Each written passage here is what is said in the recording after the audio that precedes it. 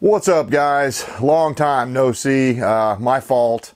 I've been really busy working on the farm, trying to get things just in a better position where my wife and I will be able to build in the future, assuming that, building supplies and materials and labors and things like that come down. But I wanted to make a video tonight because, man, I can't sleep. I'm going to tell you the truth. It's late at night. I can't sleep. I was laying there in my bed just thinking to myself of all the different ways that the 2024 election could easily transform or turn into a civil war before it's all said and done. I mean, I think certain outcomes would predict that. But, I haven't talked to you guys about politics or anything really political in quite a while. And that's been by design. I didn't want to. I just needed to take a break from it because, man, when I focus too much on that stuff, it's so depressing and so dark that I stop being optimistic in my life. I stop trying to do things to help myself in the future because I don't believe there is a future. And I don't think that that's a good place for any of us to spend all of our time. So that's why we kind of been working around the farm and showing some of that stuff. And I know the videos aren't as popular. I can't put a flashy thumbnail up there and get a lot of views that way. So it is what it is. YouTube has still got me shadow banned to the extreme. That makes it to where I'm not very motivated to do videos because, if people aren't going to get to view them, then it's kind of pointless. Not very many people. But as I was laying there tonight, I was thinking about all of you guys that are my regular subscribers that tune into all my videos, no matter what they're about. And I appreciate you guys. So I want to tell you guys what I'm thinking and what I've been watching over the past couple of weeks. It's probably been about 3 weeks since I've said anything about politics. I was going pretty hard and heavy and talking a lot about the suspicious things they were finding on the attempted assassination of Donald Trump, right? Well, that has gotten more and more muddy as more and more evidence has come out in regards to that. So we're never going to learn. I called it pretty early. I said that it would be just as covered up as the JFK assassination. I'm not sure exactly how I put it, but, along the same lines, it'll be about as clear as mud. I remember saying that. And that's what we've got going on. We've got no answers. Yeah, a few people got, kicked out of the Secret Service or whatever, but that's not enough. Where are the criminal charges against these people that failed to see their duties through, to do their duty that day and protect the president or the future president at all costs? So there are still a ton of unanswered questions, but I wanted to start the show off by telling you guys this. For a long time now, I've talked in great depth about Victoria Nuland and how she's one of the most evil deep state people. In fact, I think I even had a video one time, the face of the deep state, and it's Victoria Nuland and people like her. Oftentimes you don't hear about them. They're not voted into office, and Victoria Nuland has had her and her husband have had their fingers on every single military action related to like the Middle East, Ukraine, Israel, you name it, since we went into Iraq. That is a problem. That is a problem. This person has been at least a part of these color revolutions all over the world, and now they're talking about doing more color revolutions in the country of Georgia and stuff like this. Victoria Nuland stepped down, but like 3 days before she stepped down, she basically made this statement that could be viewed as a veiled threat, especially in hindsight of what happened 3 days later, the assassination attempt of Donald Trump. Could it be that she was, dog whistling to her people that, oh, hey, it's on now, we're going after Trump? There was also another thwarted assassination attempt somewhere along the Texas border. I scanned over it. It didn't sound like it was nearly as serious as the first one, but it's still, again, they're not going to give up until this guy's either, Trump is either pushing up daisies or they take the White House. And then once they take the White House again, then all hell could break loose, especially if you've ever supported Trump or shown any favoritism to the Republicans in any way or ever voted Republican.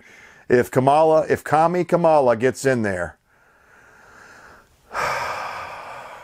I don't see how the country survives. Of course, you know, guys, I've been prepping for a very long time. Part of the reason I'm up late tonight is as I was laying there thinking, I was like, you know, I've been prepping since September 11th, really, honestly, hardcore prepping, really taking it seriously and stocking up on things since September 11th. And I've been doing different things in my life all along the way.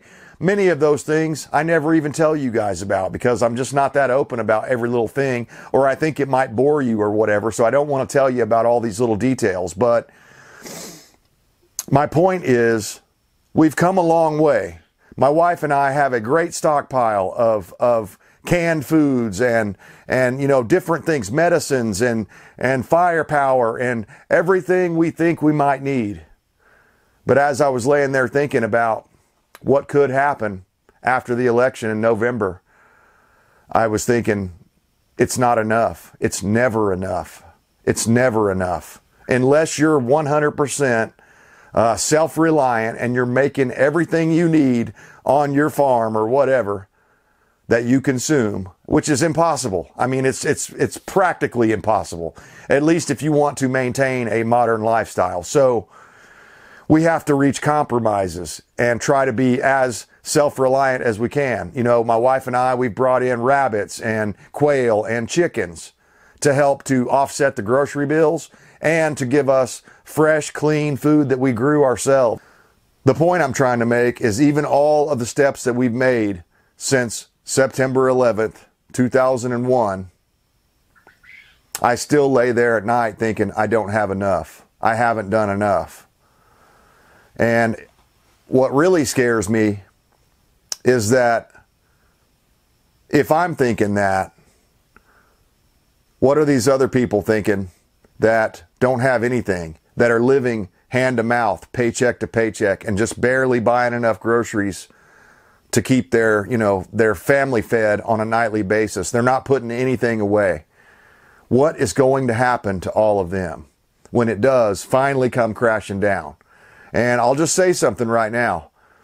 I'm predicting, you know, civil unrest at very least after the 2024 elections, and it doesn't matter which way it goes. If let's set the table right quick at the things that I've been seeing here the past few weeks. So Joe Biden dropped out. You know, that's old news now. Kamala stepped in. One thing that we haven't addressed here on the channel is that, you know, she got 0 votes. She was so unpopular in the original Democrat primary in 2019 or for the 2020 election that she was the first one to drop out. No one liked her until it was announced that she was going to step in and be the nominee for the 2024 election. And then all of a sudden, all of the media did a 360 or whatever you'd say, a 180, and turned completely around and said, no, Kamala's actually really popular. And look, all these people love her. And I've seen several man-on-the-street interviews where people are going up and asking them, oh, who are you going to vote for, right, in the 2024 election? And those people that say Kamala, the guy was like, well, why is that? You know, give me some examples of why you like Kamala and why you're going to vote for her. The vast majority of the answers were empty answers, sort of like, you know, meaningless answers, sort of like, well, I'm voting for her because she's a woman, or I'm voting for her because she's black. Unbelievable. She has no policies. She's been criticized for not having any policies listed on her website. That's traditional political campaign stuff. If anybody in the land is going to run for office, they start a web page. Ever since the internet became, you know, predominant in all the households, they start a web page and they put their policies on their web page so that people can know what they're voting for. But not only is she doing that, She's doing Uncle Joe's hide in the basement campaign routine, where she never does media interviews. She's barely going to do any debates. I think there's one debate that she's going to have. And I was just reading a little while ago that she's trying to get all sorts of favoritism where they'll be sitting down the entire time and she's asking for like notes or cheat sheets. She is an empty vessel. If she's elected or selected or it's stolen again, which is what I think is going to happen. I mean, they're broadcasting, they're telecasting all of their moves before they happen. They're saying, hey, I'm about to punch you with my right hand in the left side of your face. And we're just supposed to stand there and be like, okay, hit me harder. No, it doesn't work that way. A lot of the American people have had enough and they're fed up with this garbage.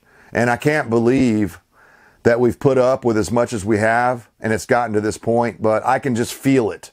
I feel it in the air. People are not going to put up with it again.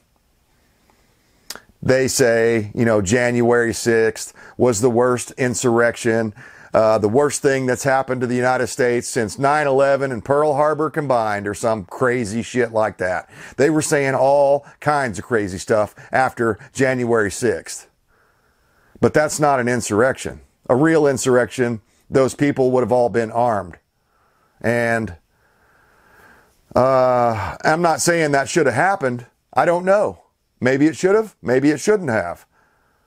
But to call what happened a minor riot, yeah, some property damage happened. Some people got hurt. No police got killed. They're still spreading their lies. And that's what I was thinking when I was laying in bed. Every single thing that the media and Kamala Harris is doing right now is gaslighting the American people into believing that she's mispopular. She's not popular. Even amongst the Democrats, they don't like her. They don't want her. A lot of people would have probably rather had RFK Jr., but they rigged the primary against him so he couldn't even compete. That's why he went and endorsed Trump and pulled out of the Democrat Party. I mean, that is mind-blowing, and that's a huge development. And I was telling my wife earlier tonight that in the past, in a fair election, whoever is able to draw the most out of the middle, out of the independent group of people, is the winner. And right now, especially after RFK Jr.'s endorsement of Donald Trump, Trump is drawing the middle crowd, the fence riders. He's drawing those people that are sitting on the fence. Sometimes they vote Republican, sometimes they vote Democrat. He's drawing them over the Republican Party by endorsing Donald Trump. Because even here amongst my audience, there have been for months and months, several people, whenever I make any political content, they're like, yeah, but I'm voting for RFK Jr. And they're not overly critical of Trump or whatever, but you could tell they don't like Trump and his personality or whatever it is about him. Maybe they don't like the fact that Trump was the one that did Fast and Furious and got the jabby jab, the thing that I still don't want to say because I think that's why I'm shadow banned to the level that I am. I mean, the died suddenly group and numbers are growing exponentially every day, and people still aren't allowed to talk about that sort of thing. You know what's weird about it is I was watching a video a couple of nights ago, and the guy had like 425,000 views in like 2 days or something, or less. And it was about the died suddenly people. But YouTube let him get away with it for some reason. It's hard to figure out how to talk to this damn machine where it's going to accept you and you're still going to be able to be a real person enough to where I can tell you guys where I stand on this stuff. I'm telling you, Kamala Harris is a communist. She's calling for her only policy that is known, that is original from Kamala's mind or from her group of people that tell her what to say, is she wants to do price controls on grocery store products, on food items. Only a fucking communist says that, okay? If she doesn't realize and look at the history of what happens when you do price controls like that, then she just doesn't understand. You know, the buck has to stop somewhere. If you tell the producer that they can't charge more than, 99 cents for a head of lettuce, but yet diesel prices go up to $5 or $6 a gallon and government regulations prohibit them from growing that and being able to sell it at a profit, then they'll just stop making it, which I think is part of their plan. Everything these Democrats do is self-destructive to the United States of America. Whether that be giving up our sovereignty to the UN and to the, to the WEF and the WHO and whoever else wants to come and claim it. Whether it's that or whether it's kicking our borders wide open. I've talked about it multiple times. Probably another reason I'm shadow banned.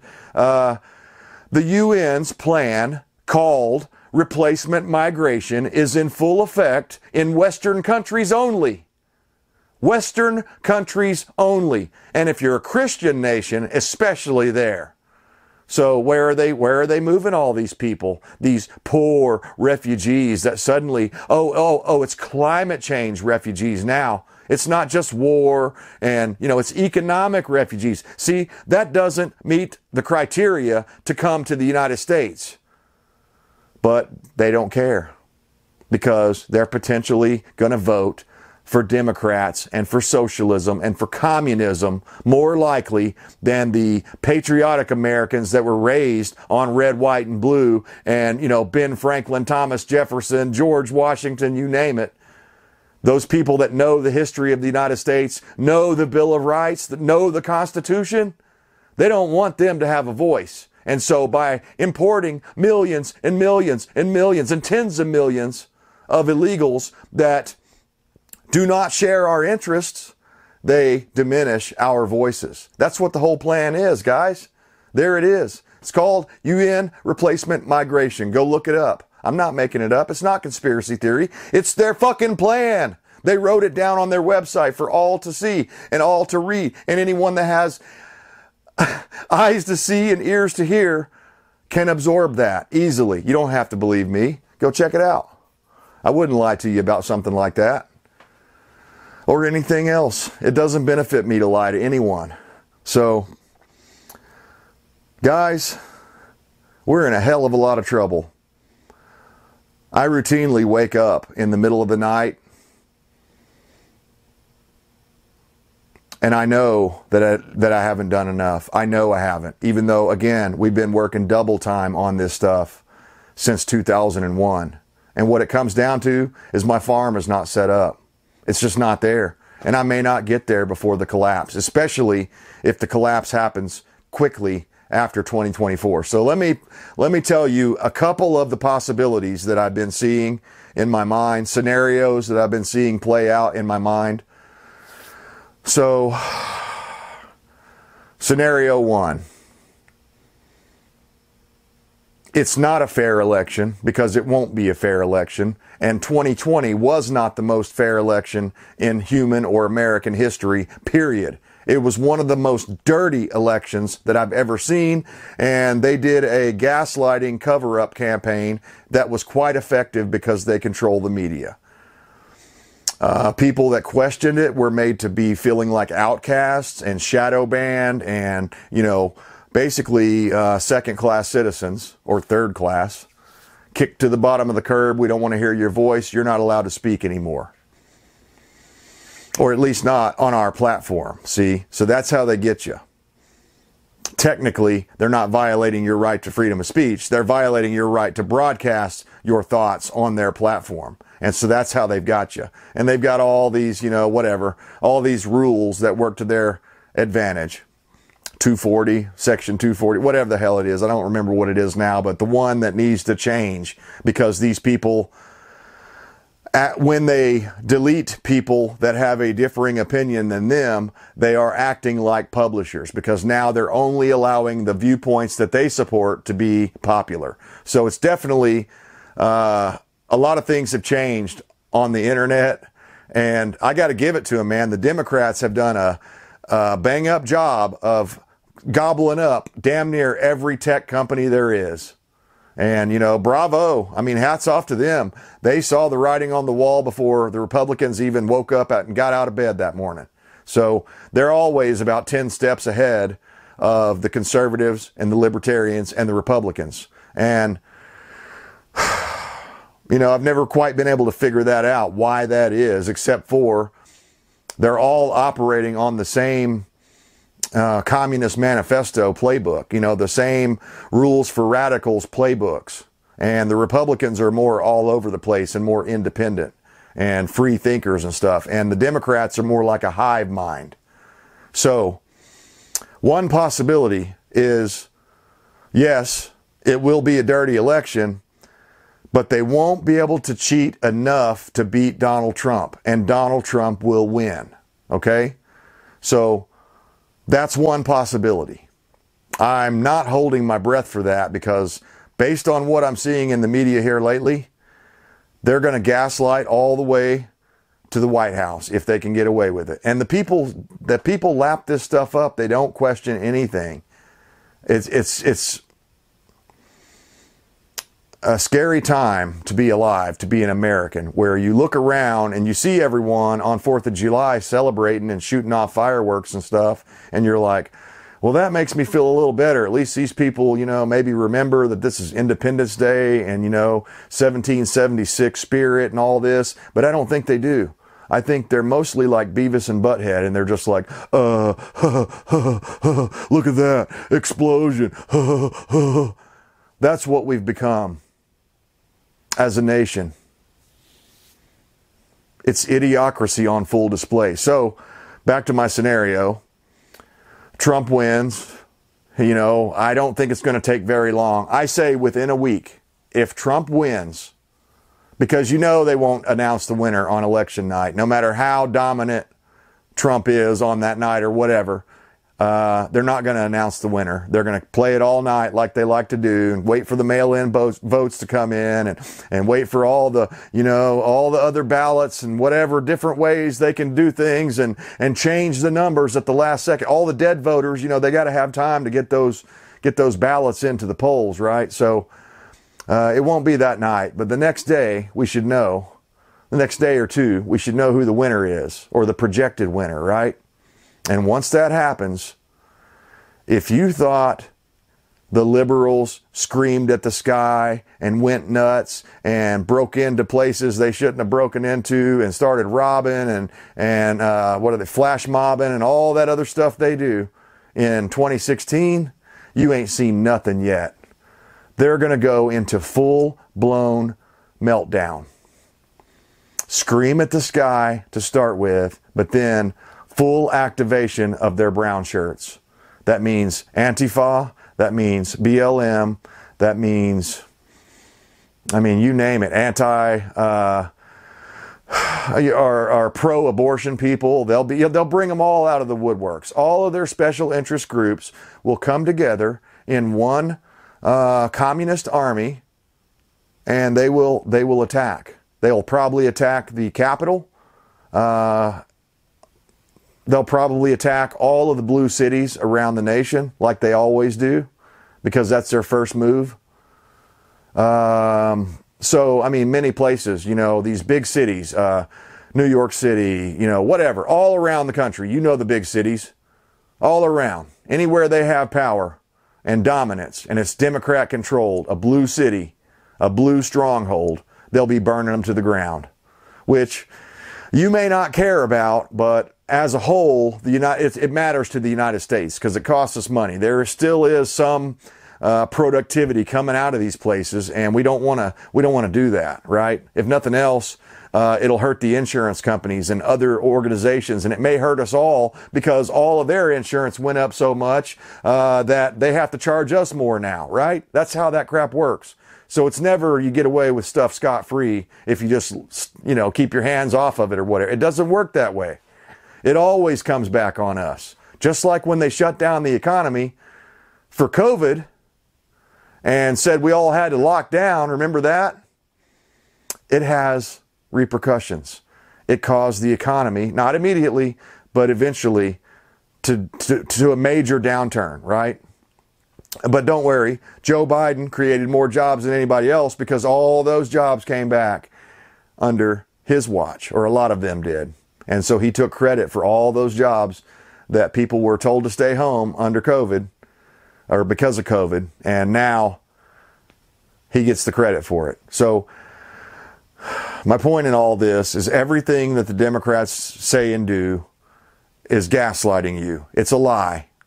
It's a lie. They're telling you a lie. They're pissing on your leg and telling you it's raining outside. And you're supposed to just stand there and be like, yeah, boy, I didn't expect rain. Why is it warm? No, you're not allowed to ask why it's warm. Why are you holding your penis? Oh, you're not allowed to ask why you're peeing on my leg. See, that's the point. You're not supposed to see the man behind the curtain like Wizard of Oz, right? That's what's going on right now. It's all theater to these people. And so that's part of the reason that I've kind of taken a hiatus from politics here lately, is I'm just like, man, it seems pointless. Because, you know, there's theater coming out of the right too. You know, it's what I wouldn't give for a genuine, patriotic conservative with libertarian leanings to be the candidate for president. But we don't have that guy. We have Donald J. Trump. And I was just talking to my wife. He's not a conservative. He's not a libertarian. If anything, he's probably like a classical JFK style, a true liberal, a classical liberal. You know, of course, you remember Trump used to be a Democrat, a registered Democrat, but I think the party left him when they started doing all this craziness stuff and pushing all this crazy agenda. See, in the old days, the old Democrat Party was for the working class, or at least that's the way it was told to us anyway.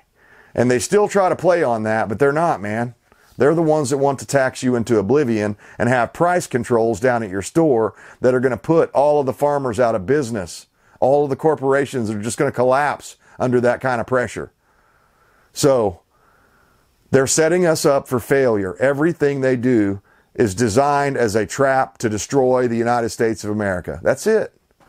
And so if they don't get their way and they don't get to put Commie Kamala in, then they'll try to burn down the United States.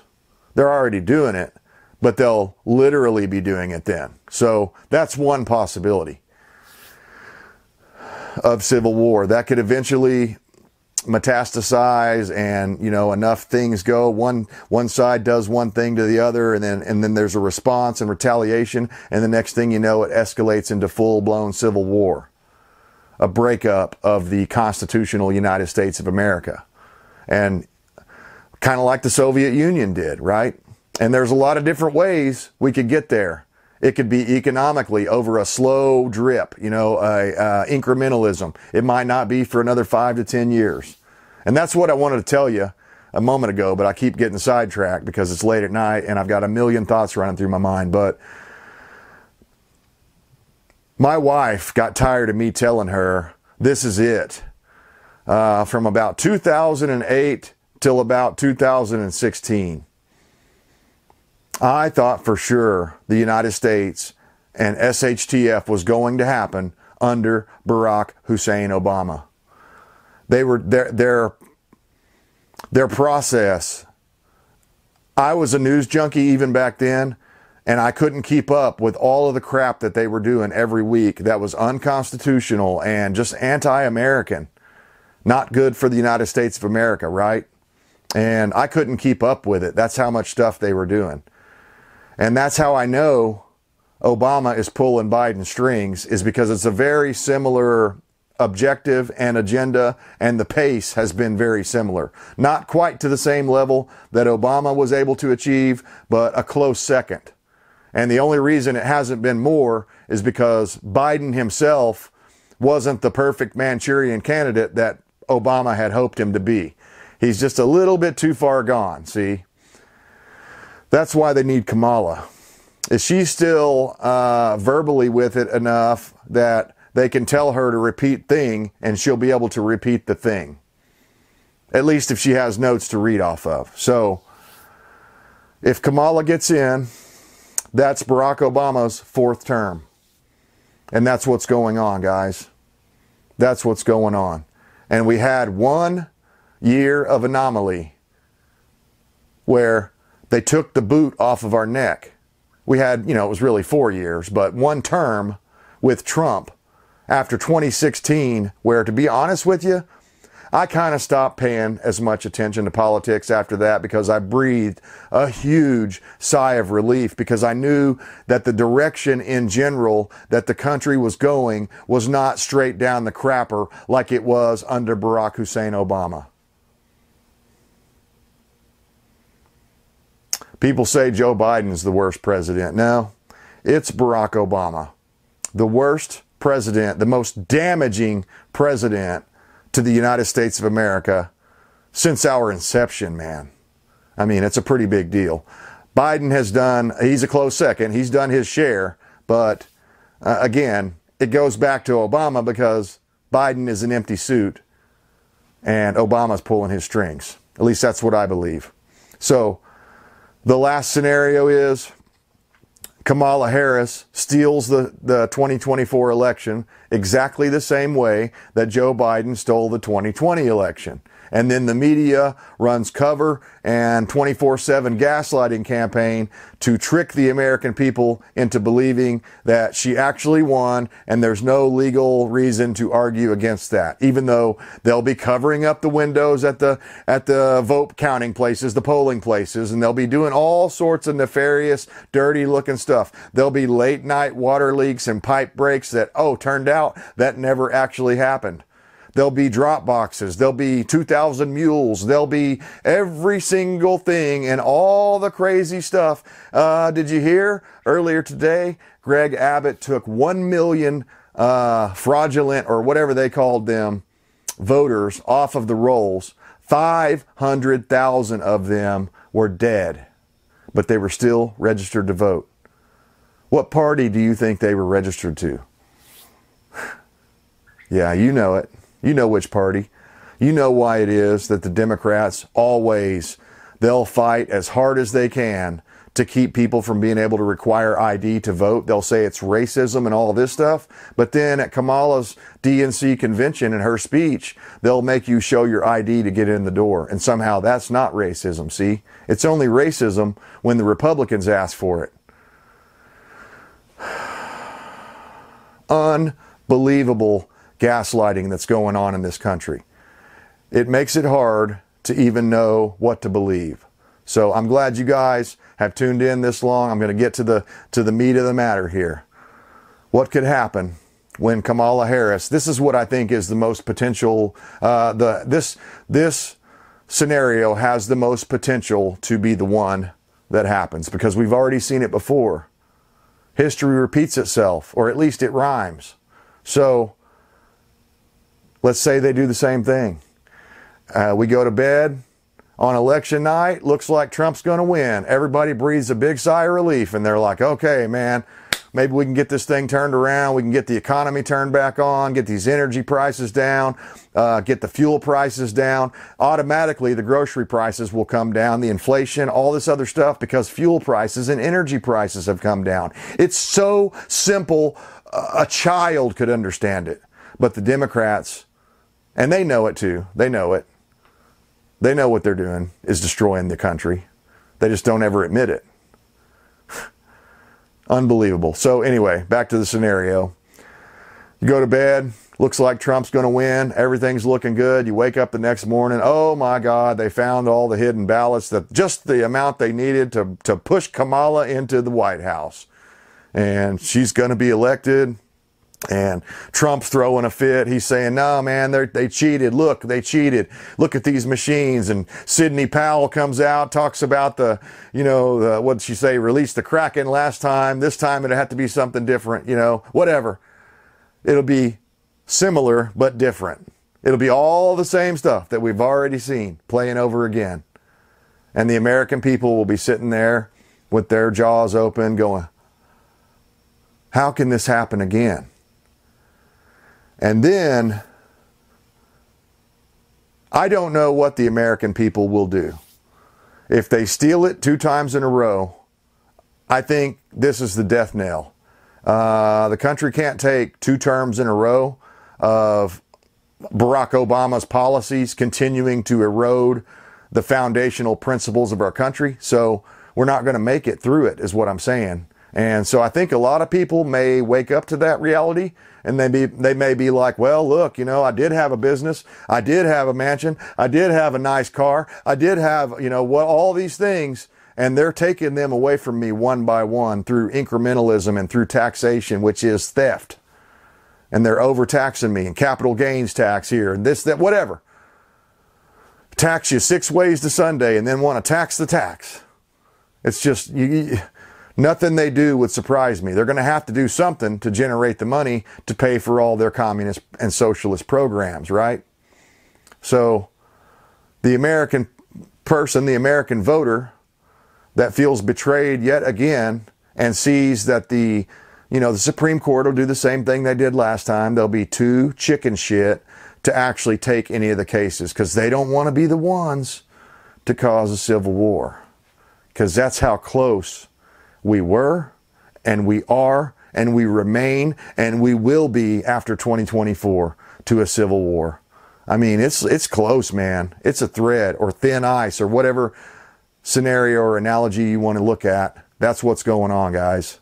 And it could very well be, if Kamala steals the election, it could very well be that the right wing revolts and a real insurrection ensues. I don't think that's very likely, though, because I think so many people are so drunk on comfort and so worried about losing their place or their things or their, whatever. But see, that's the difference between us and this generation, or most of us, and the founding fathers. They were willing to sacrifice everything and lose it all, including their lives, their families, their fortunes, all the different things that they had going. They had to put it on the damn line for independence, for freedom.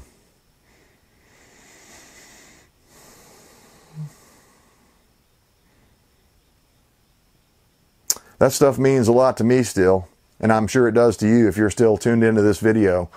But 80% of the country, at least, maybe more, don't give a rat's ass and don't have any clue what any of it is about. Don't care to learn. They're just like Beavis and Butthead or the people from Idiocracy. Welcome to Costco, may I help you? I can't tell you guys how many times I go in and I deal with someone. Where the hell was that? The other day. Oh man, I went into some store and there was some teenager there, and it was just like the worst experience I've ever had. And I swore I'd never go back to that place. I was just like, this happens to me all the time. I'm running out of places I can go to because the only people that can get in there are brain dead teenagers. And I'm not saying all teenagers are that way, but this one certainly was. And the ones I seem to come in contact with are like, I told my wife, the guy was like a living butthead. It was like a real life butthead character. And I'm just like, man, this was a joke back in the 90s. It was funny because we all knew some kids like that, but now it seems like 70 or 80% of them are like that. And you're like, hey man, that's your car they're burning. And they're, look at that fire. And I don't know how to reach people like that. I don't know if you can reach people like that, man. And that's just, again, it reflects back on the Marxist indoctrination system that they call public education. That's the fucking problem, man. So, anyway, guys, I think I've rambled on long enough. I've got a lot on my mind. I'm worried. I don't think it goes good.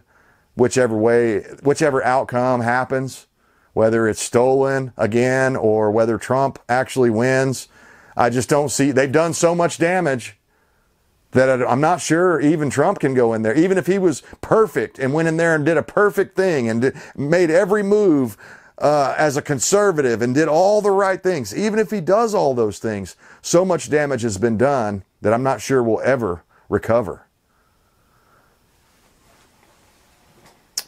Maybe we will, though. Maybe I'm wrong. I've been calling for, you know, that SHTF is coming since Barack Obama. So keep that in mind.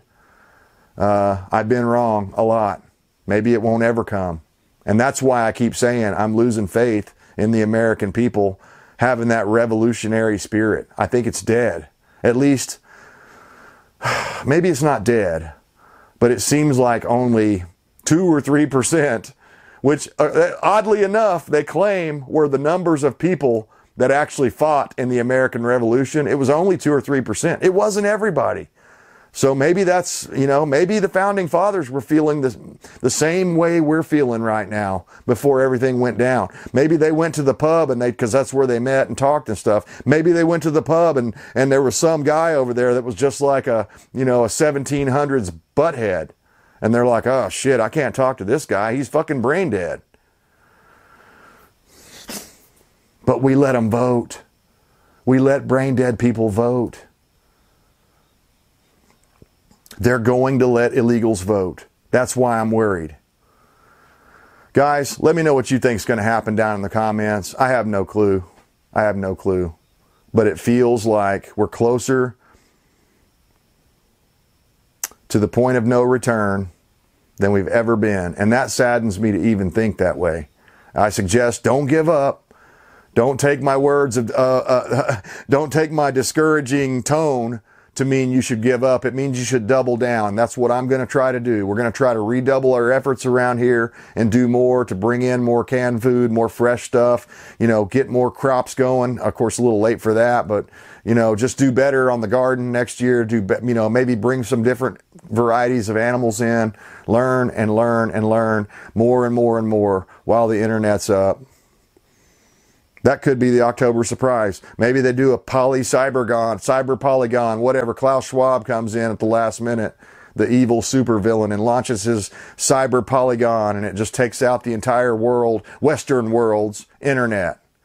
And then we would just be like, oh God, what do we do? Even myself. What would you do? Do you have hard copies of all this important information that you need? And, you know, and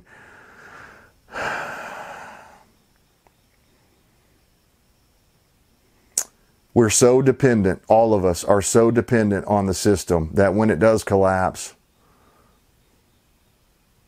if 1 to 3% of us survive, I think that's doing pretty good. So guys, get there, you know, get yourself there, get prepped up, get your family involved, do everything you can. Don't burn out on it. Slow and steady wins the race. You know, how do you eat an elephant? One bite at a time.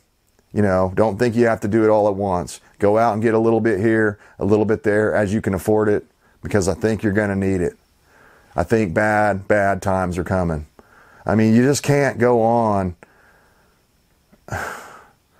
stabbing the Constitution in the side over and over and over and expecting it to just last forever. It's just eventually, it's just going to all come crashing down. And when it does, I hope you're one of the survivors. I hope I am too, man. I hope I can get myself and my family through this, but I question myself all the time, and I think that's probably healthy, but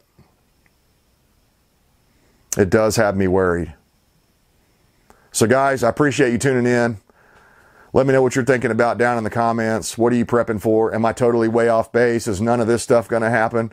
Tell me why down in the comments, and we can further this discussion. As always, I stand for liberty to the bitter end. I hope you do too.